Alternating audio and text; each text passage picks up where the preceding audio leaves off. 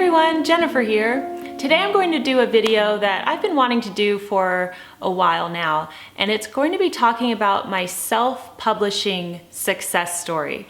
So many of you are probably new to my channel and you know me as the author of the Madame Chic books, Lessons from Madame Chic, At Home with Madame Chic, and Polish Your Poise with Madame Chic, which are these 3 books. But many of you probably don't know the story about how I became an author, a New York Times best-selling author. And so today I'm going to be sharing my story with you. It's a good story. It's kind of a wild story. So I'm really looking forward to sharing this with you and hopefully motivating you. Even if you're not a writer, just if you are somebody with a dream who wants to do something and just doesn't know how to begin, or if you've experienced a lot of rejection in your life over certain things, I know that my story is going to inspire you because it's pretty wild. All right, so get comfortable, get a cup of tea. This might be a longer video, and I can't wait to start talking to you about my story as a self-published success. So I'm going to get comfortable here because I'm going to be here for a while. That's better. And I've got a cup of tea over there. We are ready to begin. Okay, so let's start from the very beginning. How did I become a writer? Was I always a writer? Did I, study it in school? I'm going to tell you everything right now. So when I was a little girl, if you would have asked me what I wanted to be when I grow up, I would have told you that I wanted to be a writer. I always wanted to be a writer as a child, and I wrote a lot. I kept a journal and I wrote in it every day. I loved writing poetry and short stories and things like that. And I also loved to read. So I was a very avid reader as a child, and I just loved mysteries. So, obviously I read all the Nancy Drew mysteries. And when I got older, I read all of the Agatha Christie mysteries, and I love them. So I wanted to be a mystery writer when I grew up. And so that continued until I started doing theater when I was in high school. So I was in the drama department in my senior year, and I did some plays, and I just loved the theater. So based on that, I had a swift change of direction. And when I went to school, I went to USC, I decided to be a theater major and a French minor. I knew that I wanted to go to France one day, and so of course that also plays into my writing story, but we'll talk about that later. But anyway, I decided to major in theater. I wanted to work in theater on the stage, and that was my focus. So I did some commercials, I did music videos, and some independent films and things like that. But I really just loved the theater, and I wanted to be involved in that. So when I was in my, early 20s, after I graduated from school, I actually joined a theater company called Will & Company. And back then, Will & Company used to do Shakespeare for children and classics for children. So we toured around Southern California, and we went to schools, and we also had a residency at the LATC. And so we did our productions there, our main stage productions, and I loved it. I made some of my best friends in that company, in that troupe. I also did the Christmas Carol by Charles Dickens every Christmas, and I have a picture here actually of me and my co-star Sean, and I was playing Mrs. Cratchit in A Christmas Carol, and that was one of my favorite plays that we did. Then in my mid-20s, I met my husband and we got married. And I was still doing some theater, I was doing some plays, and I was also doing a program called Playfair, where I kind of flew across the country and I did a one-person show at freshman or college orientations, basically. And so I did that along with a lot of my other friends. We were all people who went to do this thing. And then after that, in my late 20s, I'd say probably when I was about 27, I would say, I just started to get the hankering, the longing to be a writer again. I remembered that desire that I had when I was a child, and acting wasn't really doing it for me anymore. I just, I experienced a lot of rejection as an actress, and to be honest, I don't really like the industry, the film and television industry. I don't like that's a whole other video. I didn't like what happened at auditions. I did not like The scripts that I was reading, I didn't like some of the parts that I played, I don't like. So anyway, that's another story. But I decided that I no longer wanted to be an actress. So I'm still a member of the Screen Actors Guild and everything, but I decided to not be an actress anymore, and I wanted to focus on being a writer.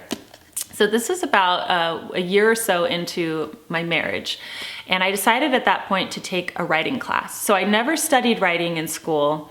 I didn't even take a creative writing class when I was at USC, nothing. And so I felt a bit insecure about that. So I decided to take a writing class, and the class I took was through the LA Writers Lab, and it was taught by Alan Watt. He teaches a class called the 90-Day Novel, and I loved that title because I thought, ooh, can I write a book in 90 days? Can I really do it?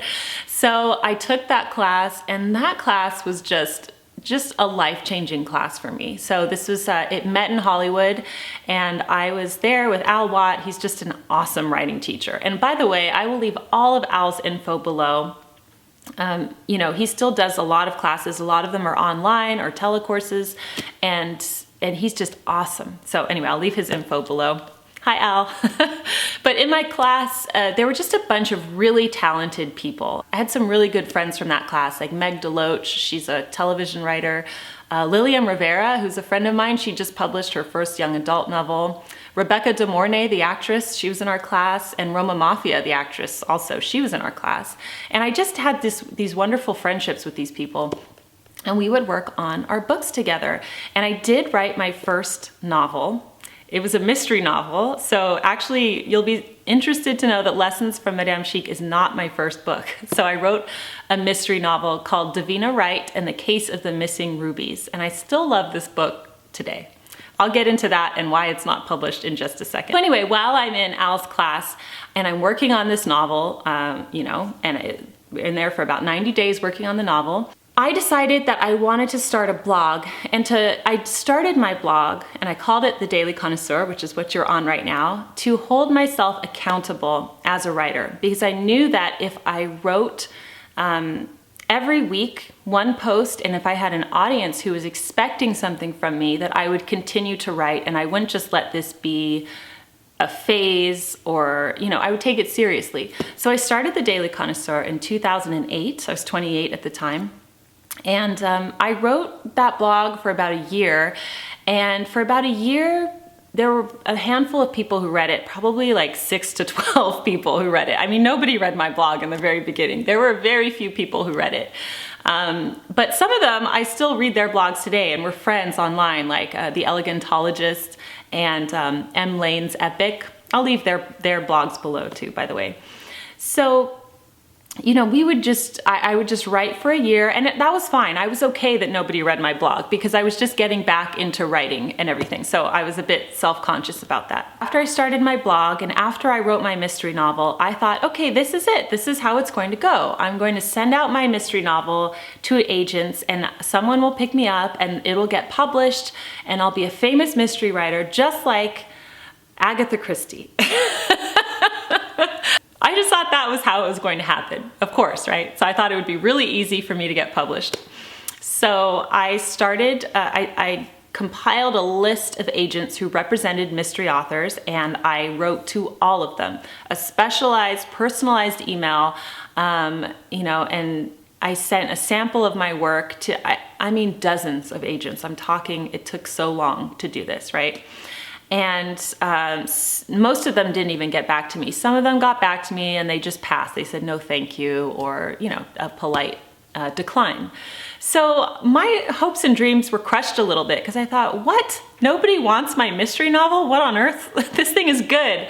And I couldn't believe nobody wanted my mystery novel. So I thought, okay, well, you know, I like to pick myself up and dust myself off, and thankfully with all the rejection I received as an actress, I'm okay with rejection. It doesn't bother me as much as other people, thankfully.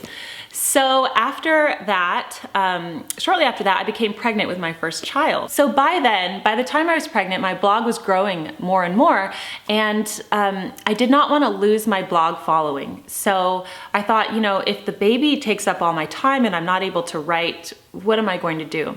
So I came up with an idea, I had written a lot on my blog about my experience studying abroad in France. And my junior year, I went to study abroad for the whole semester, second semester, and I lived with a French family. And so I would write about Paris and my experience living in France and everything on the blog, and people kind of liked, I could tell they really liked that. So I came up with the idea that I would write the top 20 things I learned while living in Paris, and that I would put it on my blog, and I would publish one a week. And that would give me 20 weeks to just relax and get used to being a mom and spend time with my baby and get that all sorted out. So I pre-wrote all top 20 posts, blog posts, and I had them scheduled to just be published once a week for 20 weeks. And then I could just forget about it, right? So I had my daughter, and being a new mom was exciting and wonderful and so exhausting and tiring and thrilling. It was just a whole whirlwind of emotions. And during this time, I had my posts being published once a week on my blog. And every now and then I would check in on the blog, and I would notice that the posts were really popular. People loved the stories that I had about Madame Chic, that's who I call the French mother of the family that I stayed with. They just really loved the stories, and they wanted more. A lot of people said, can you expand on this? Can you talk more about this? Do you have any more stories? And one of the bloggers who followed me, and I still follow him, M. Lane, I remember he said, Jennifer, you've got to turn this into a book. And I thought, I've got the skills now. I've already written a book. I could definitely turn this into a book because I have so much more to say on the subject. I only wrote like tiny little snippets for each lesson that I learned. So I thought, okay, you know what? I am going to write a book. So when my daughter was 6 months old, I decided to write my second book called Lessons from Madame Chic, the top 20 things I learned while living in Paris. That's what it was called back then. So I was so excited about this book. I thought, oh, everyone is going to love this book. I'm going to get it published. It's going to be amazing. I had the same wild optimism that I had with my mystery. So I compiled a long list of literary agents who represented nonfiction, French books, or, women's literature, that type of thing. And I wrote each one of them a personalized note. Again, the vast majority of them didn't even respond. Some of them did, and they wanted to read a sample. All of those people rejected me. We're talking about 50 agents here, roughly. And there was one agent, she was based in San Diego, and she was interested in the book. So we emailed each other back and forth for a period of about, I think it was a month or something. It was definitely a few weeks, where she wanted to read a sample and then she wanted to read more. She kept going back and forth. So I thought, this is it. This is going to be my agent. This is the thing.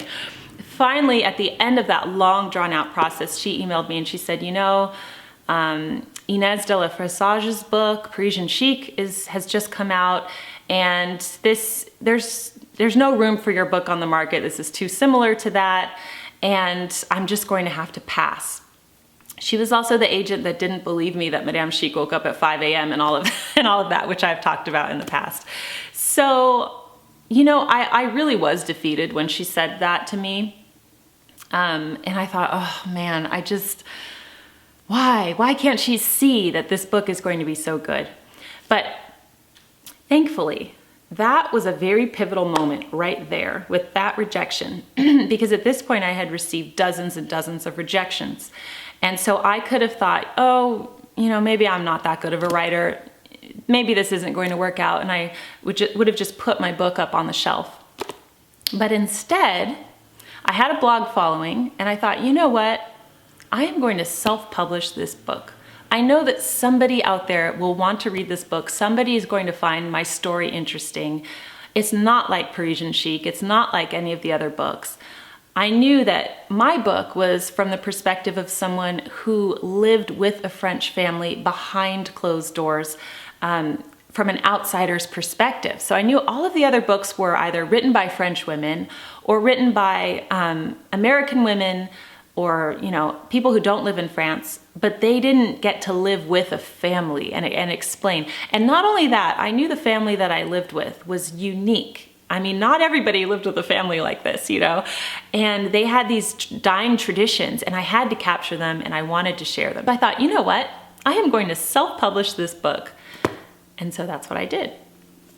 Hang on one second. I need a sip of my tea because I'm losing my voice. Okay, so how did I self-publish my book? So this was back in 2011 now, and I went on Amazon and I decided to self-publish through their platform called CreateSpace. And I knew nothing about self-publishing, but I educated myself on the subject. I put the book in there. I decided to do a paperback as well as an ebook. I had my sister design the cover. You know, we did everything to get the book going. And I don't know what self-publishing is like today, but back then that's what it was like. And I spent a couple $1,000s to self-publish my book, which I was quite nervous about. And I know my husband was nervous about that too. So I did get his blessing for it. It was about, I think it was about $3,000 if I remember correctly. I know that for us it was a burden and a stretch because we had a mortgage and we had bills, and just to spend an extra $3,000 on a book that I didn't even know if I was going to sell it, that was kind of a big deal. But he was supportive, thankfully, and so I self-published the book. So this is what the very first book looked like. Lessons from Madame Chic, and it was called The Top 20 Things I Learned While Living in Paris. And my sister, she's an artist, and so she designed the cover for me. And there I am on the back. Now, my only regret with self-publishing was that I did not hire a professional editor to edit my book. So what I did do was I gave my book to some of my best friends, like 3 of my really good friends. I had them read it to see if they could find any errors. And I also had people from my writing class go through it. And I thought combined with that we would be able to get all of the errors in the book. But we didn't. That's just the nature of the whole thing. So I do regret not hiring an editor, but at this point I was already spending around $3,000 on the book, and to hire an editor would be a few $1,000s more, and I couldn't afford to do it. So that is what I did. So I self-published the book. I decided to launch it in November of 2011. And to preface this, so I thought, okay, I'm going to be launching my book, but now I need to promote it. So I decided to start my YouTube channel about 5 months before I decided to self-publish the book, to have it go live, because I wanted to promote my book on my YouTube channel. So I had that intentional marketing goal in mind. So I started my YouTube channel, I think probably in June before I published my book. And I wanted to build an audience there and kind of, you know, gather both the blogger audience as well as the YouTube audience. So I worked on a big, you know, kind of marketing campaign leading up to the publication of the book. The publishing day came, I went live, and I started selling my very first books on Amazon. And the way that it works on Amazon, and I don't know again if it's like that right now, but back in 2011, I received a very high royalty rate. I received about 70% royalties. Now, authors today know that is a very high royalty rate because as a traditionally published author, we get about 7%. So it's significantly lower. I decided to price my books in an affordable way. I believe the paperback was about $10 and my ebook was $2.99. So I had read something somewhere that at that price point, people don't really think twice. They'll just buy it. If it goes any higher, they might not buy it. They might put it on their wish list. So I just wanted people to read my book. So I priced it low. And right off the bat, so many people from my blog and my YouTube channel just bought the book, and they were so supportive. And they bought the book, so it really showed up very low on the Amazon bestseller list right away. And it caught attention of other people. And that's how the algorithm kind of works. If it's a good seller and if it'll recommend your book to people who are coming, and let's say they're looking at French Women Don't Get Fat, it might recommend my book too, my little self-published book here. And so because it was on the Amazon bestseller list, it was attracting a lot of media. And so I had a lot of people do interviews with me. A lot of other bloggers were very generous to review my book for me. A syndicated newspaper columnist, she contacted me, and then she wrote she loved the book, and so she wrote an article, and it appeared in 8 newspapers across the nation. And then I got an email from CNN, and CNN, someone from the travel department asked for a copy of the book. And so I sent it to her thinking, oh no, she's gonna think my little self-published book that has some errors in it is just gonna be awful. But I sent it to her anyway, and lo and behold, she loved it. And so CNN published an article on my book in their travel section, and they kept it up there for a few weeks. And this is right around the Christmas season. So because of this, the books were just selling so well, and I could not believe it. And the way self-publishing works is that you can track your sales every day. And so my husband and I would wake up in the morning and we'd see how many people bought the book last night. It was a very exciting time. And because of the 70% royalty rate, we were making a good living off of the sale of my self-published books. So this went on for a few months, and I was really enjoying talking about them on the YouTube channel and connecting with people on the blog. And I thought, you know what, this is awesome. You know, I self-published it, and I'm really glad I did. So then in April of 2012, I was on my computer and somebody tweeted me, a reader tweeted me and said, Jennifer, congratulations on the New York Times article. And I thought, what? What New York Times article? I had no idea what she was talking about. And then so I just kind of Googled my book, and suddenly it showed up that the New York Times wrote a big review on my book, and it was in their fashion section. And I just couldn't believe it. And then I checked my email, and Liesl Schillinger, who actually wrote the article, she emailed me to say, you know, Jennifer, because you self-published your book, I couldn't let you know beforehand that I was doing this, but here's an article that I wrote on your book. And she just really liked the book. And she said that my book was one of the first self-published books ever written about in the New York Times. And I still get a chill thinking about that. It could have been the very first, I'm not sure. I don't want to claim that, but she said it was definitely one of the first books, self-published books that the New York Times ever reviewed. And I was completely blown away. I framed the New York Times article as something that I'm very proud of, and it was just incredible. So of course, right after the New York Times article came out, the next day my email was full of agents who wanted to represent me, and even publishers who wanted to publish the book. And I couldn't believe it.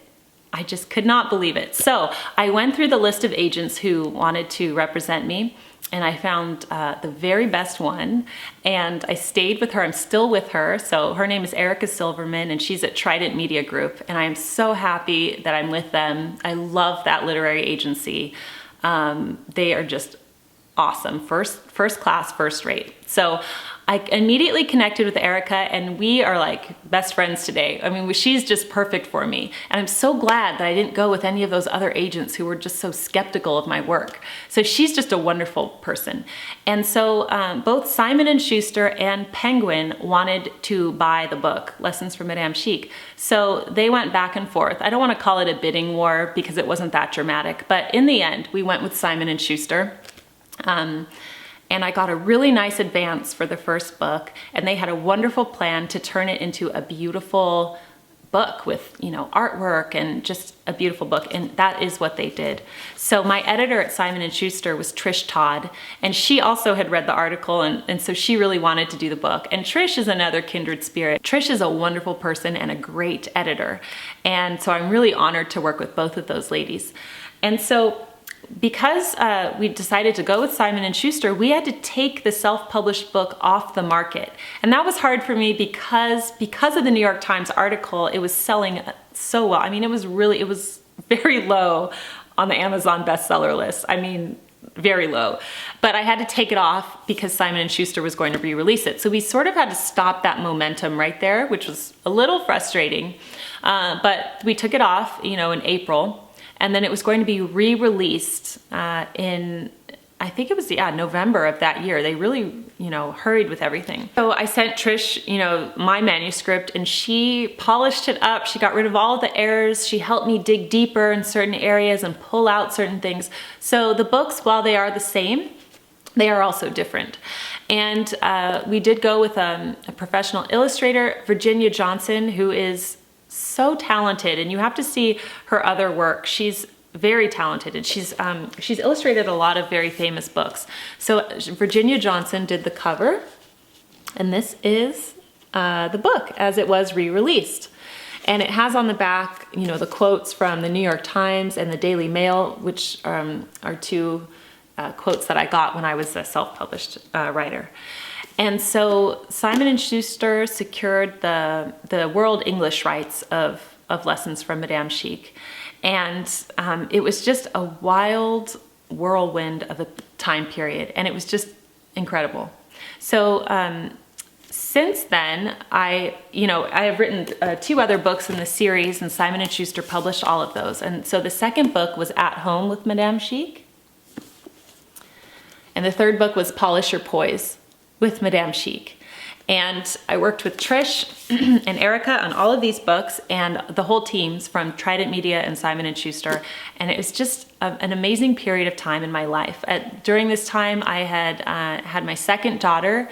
And so it was, it was wild. I had young kids. I'm working on these books with deadlines and everything, and I'm promoting things on the blog. And it was just a really interesting time, a wonderful time in my life that I will never forget. My agent, Erica, like I said, she's a really good agent, and she secured the world rights for me. So we started to sell the foreign rights of Lessons from Madame Chic right after Simon & Schuster got it. So as you know, if you follow me on Instagram, it has been picked up by dozens of other countries. So it's in all different foreign languages. It's in Chinese, Japanese, Russian, Portuguese. It's in a lot of Eastern European countries, Vietnam. It's in I can't think of all of them, but I'll show you, a wide range of the books below. And so they have been very popular in many countries. It was a bestseller in Poland and a bestseller in Brazil. One of the most amazing things is that for a while, Japan, for some reason, did not want to buy the book. They didn't purchase the book for a while, but then they decided to purchase it. And so Daiwa Shobo is the Japanese publisher who decided to purchase Lessons from Madame Chic. And it really took off in Japan. Let me go get it for you. So I had to go get the book, but basically Daiwa Shobo published Lessons from Madame Chic. And this was a few years after it had been published here. And a few months after it was published, my agents got the call, and then they called me and to tell me that the book was just selling at an unbelievable rate in Japan, and that it was a bestseller in Japan. And they called to say that a television show wanted me to come down to Japan to talk about the book. And I was just completely amazed at this. So many wonderful things had been happening, but that was happening. So I went to Japan, and I will link the iCard for my first trip to Japan. I will link that here in the video. I went to Japan, and it was an incredible experience, and I did the show there called The Most Useful School in the World, and it was really fun, and I was really thankful for my theater background when I was doing this because it really helped me. So I did that. I met everyone there, my agents in Japan and the publishers, and they're so cool. Everybody is so nice. I love the Japanese people, so that was really neat. So it turns out that in 2015, my book, Lessons from Madame Chic, was the #1 best-selling book in Japan for the first half of that year. And I have a Wall Street Journal article even that talks about that. And I mean, it was it's incredible. Even as I talk to you about it today, it's unbelievable. So since then, Japan has gone on to publish all 3 of my books, and they've come out in mass market paperbacks. HarperCollins Japan has also published comic book versions of the Madame Chic books. And yes, so the journey in Japan has been incredible. And so what's next for me? So some of you will know from my announcement last fall that I'm working on my 4th book right now. It's going to be called Connoisseur, Kids. And I'm actually working with Chronicle Books for this next book. And I'm thrilled. It's going to be coming out in the fall of 2019. So all in all, my books 2 and 3 were on the New York Times bestseller lists. And the Madame Chic books have sold over 1 million copies worldwide, well over 1 million copies. Why am I sharing this with you? Other than the fact that it's a pretty cool story, right? Everybody loves the underdog story, the story about rejection. I am sharing this with you to inspire you. Can you imagine if I had just let all of that rejection that I received stop me, and I just put my manuscript on the shelf and it was just collecting dust and I never did anything with it? Can you imagine? My life would be very different than it is today. But I decided to make that choice, to go for it. If you have a dream, if you have a goal, whether it's writing a book or if you're an artist or you make jewelry or whatever it is that you do, if you have a dream, you must go for it yourself and take charge of it yourself and sort of steer it yourself, because nobody is going to do it for you. Nobody has your vision. Nobody has your goal. Nobody does. Only you do. And you cannot rely on anyone else. Even if you get picked up by a traditional publishing company or something, you still need to do all the work yourself. They're not going to market it for you unless you're a very famous celebrity. So you really have to have a plan on how you are going to reach your audience, how you're going to put your work out there, how you're going to do that. When you do that, you will be amazed. There is an audience for everything. So you will find your group, you will find your people, and you will connect with them. I hope that this video inspires you, if you are a writer, that you can be a self-published success. Not everyone will be, but if it's meant to be for you, it will happen, but you have to put in a lot of work. I will do another video on my blog sharing how I am efficient, because I am very targeted in my efficiency, and it's not just something that happens. I am very intentional about everything that I do. Before we close, I just want to say that I don't want to take credit for all of this, because I have to give the glory to God, because without Him, without His guidance, without a lot of prayer, without all of that, none of this would be possible, because I am just a very average person. I am an ordinary person. I am not this amazing writer. I didn't go to school for writing. You have to see that with the expansion of the book and the way that it's reached so many people, there's something more behind that. So I do have to give credit where credit is due. Today's post, I would love to hear from you. Are you a writer? Do you create things? Do you have a similar story to mine? Or do you have a story where you need encouragement? Let us know in the comments section below. I'd love to hear from you. Thank you so much for joining me today on the Daily Connoisseur, and I will see you soon. Bye.